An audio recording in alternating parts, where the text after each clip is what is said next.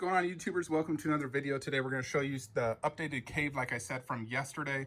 So first thing I've done is I've wall mounted my two Weta busts underneath my T-Rex. So here is the visual of how this looks.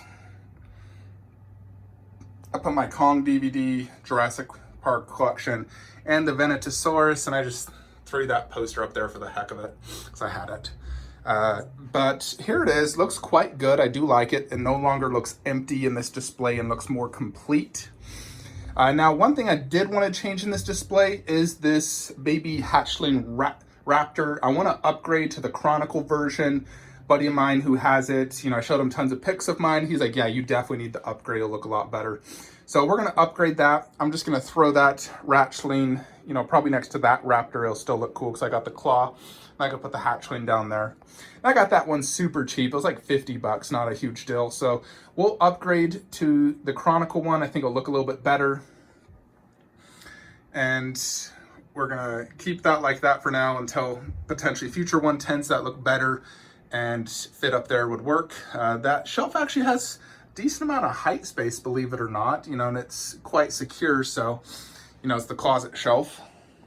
Other thing we've done is we've finally updated all of this. Now it's not 100% done. We got a few things we need to do, but first I've printed out the backdrop for my 1/10 scale. I found this high quality, like 4K image online, sent it to my print shop, cost about 60 bucks for them both. So I wanted to do the portal scene. I saw another collector do something similar where you printed out the portal scene. I think it looks really good for a backdrop. Even has the giant Ant-Man there. But backdrops really do help. Whenever you're recreating and doing like a diorama, I feel like backdrops really make it come alive. In addition, I like having the 1/10 scales high up. I feel like they, gain a little bit more luster and just look better high up. I also added a few different things like these pebbles and signs, bricks, in the middle where I don't have a character, just to make it look a little bit better. Now we're just waiting on War Machine and Rocket, which I actually just paid for through Iron Studios. So that is going to go right there in that empty spot right there. So that will complete this display 100% because we got the backdrop. I've been delaying really doing that for a long time, but I finally got it done. It definitely looks really good. And I'm loving the look of this.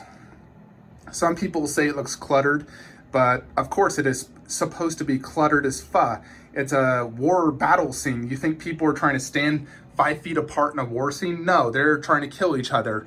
You look at that scene back there, they are next to each other. That's super cluttered. It's a war scene. I want this cluttered. It's the one part of my collection I want super cluttered. I want 1,000,000 characters. I want it to look like an actual war battle. So that is the idea. So some may say that, but yes, I want this to be cluttered. That is the idea.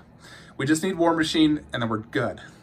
Then we have my Avengers 1. This one's been done for a long time. We just moved it higher up. This is still actually my favorite dioramics. Avengers 1 is really what made me love Marvel. It's still one of my favorite movies. Technically, these two are from the Age of Ultron version, but they still look fantastic and I still love it. So love this Avengers 1 diorama. It's always been one of my gems in my collection, and I love the backdrop and ground drop. I actually got that from 12-inch Figures, who prints out backdrops. He's just quite pricey. Something like this is going to cost you several $100s, probably like 250 bucks, where I could print that for 60. So, I got that one from him as well, although for some reason he gave me super cheap paper, like thin, tears super easy. It tore just moving it, and it's not big enough as well. So I actually just took a high quality image of it, and I'm going to send it to my print shop tomorrow and print it.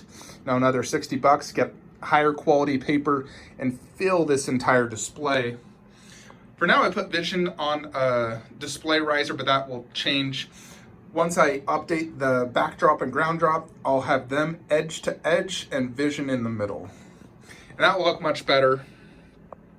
For now, it looks like that, and it's a huge eyesore seeing those two white spots, when those are like perfect. So we'll get that updated tomorrow. The print shop is closed today, so I will print out a new one tomorrow. Then we come to Lord of the Rings, where I've made several adjustments. So I did raise Balrog's shelf and this shelf to give sufficient space for the Iron Studios Felbeast, which is 27.5 inches tall. And I prepared about 31.5 inches. So an additional 3 inches above his head.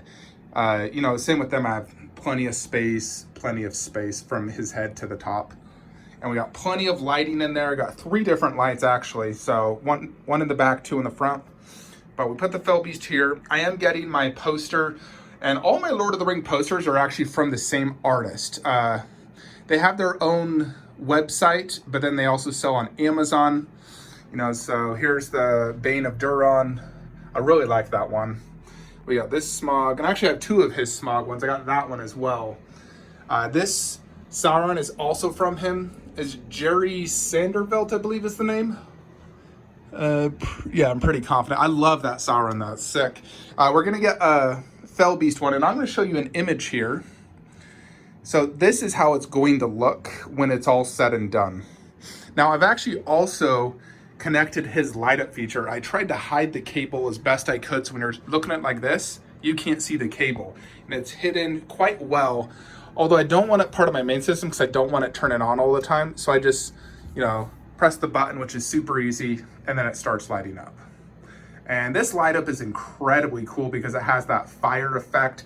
You know, it lights up the mouth, the eyes, and then that giant flame, and does that really sick looking fire display. So I love that look. When that light up is on, it's so cool. So that's extremely cool. Yeah, they do like a translucent resin for his tongue and the flames. Very, very cool. And this one's the more like Ghost Rider type where it's just painted resin flames. So I'm really digging this display, and I really like the way I've done this. You know, I've already pre-ordered Felbeast from Iron Studios directly. And so, you know, I wanted to go direct. They'll get it sooner, most likely. And here's what we've done with the remainder of Lord of the Rings. So I lowered the Hobbit right there, and then I put these 2 there because there's actually an extra inch of space. There's 24 inches, and that looks really good like that. I can see both of these quite well. They match. They're like the 2 white cloaked. And then we're doing this for these guys. And the way I'm doing this is the 2 biggest right there, and then those 2, him to that, you know, him, because they're part of the same. Now I have this big empty spot here where I can put something, you know, in this big spot, and there's plenty of depth and height and, you know, good amount of width, and I can even scoot him over if I need to. But like I said, I have really 2 options. We have the Cave Troll or the Lurtz Bust. So Lurtz Bust, you know, would be freaking probably, it'd be huge. It'd be at least that tall and fill that entire space. And then we'd have Lurtz there, and it'd be next to Saruman. So it could definitely work and look really good. And then, like I said, the other option is the Weta Cave Troll. Now, the Cave Troll has a massive width and depth space.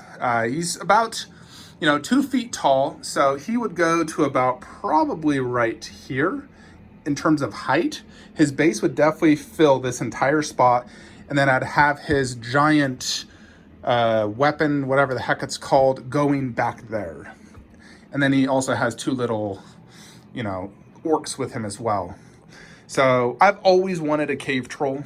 You know, I already have a Lurtz, and this one's amazing. So most likely I'll be going with the cave troll. I just feel like it's, you know, that's the one creature I've always wanted. I used to have a snow troll by Sideshow, but I sold it just because it was inaccurate and it was a little too small. The Weta one's going to be 1/6, so it's going to be a really good size. Technically, these are 1/4, but, you know, 1/4 cave troll would be freaking humongous. I almost bought one, actually, a custom.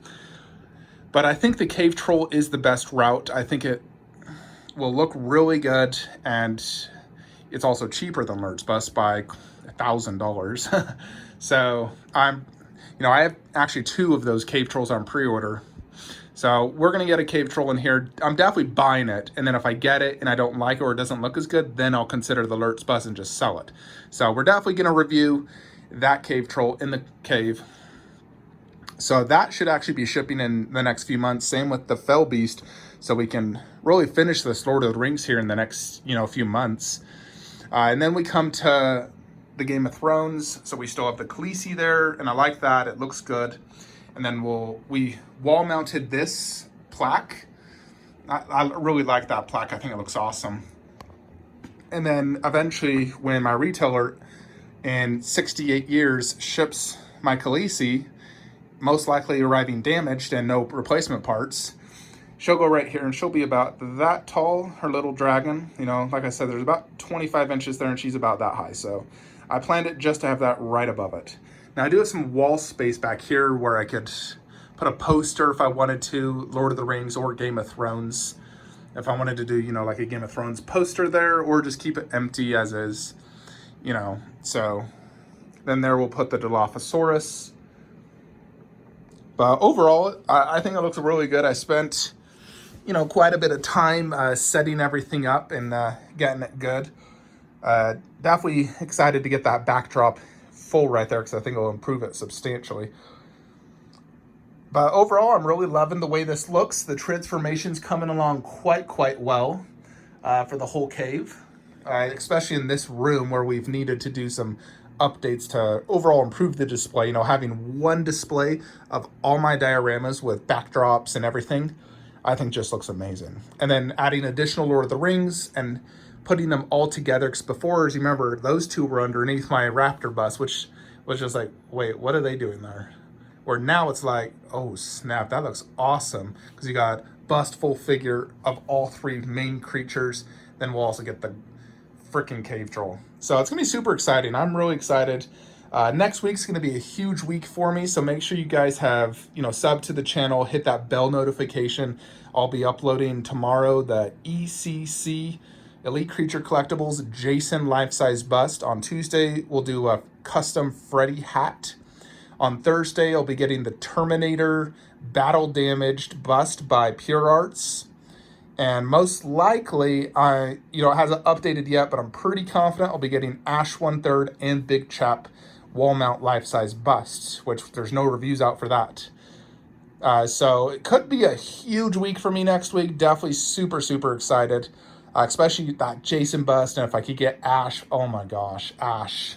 I saw a good pic of it yesterday on Instagram, finally, and it just looked amazing. So I'm really excited for Ash 1/3 to join my horror collection.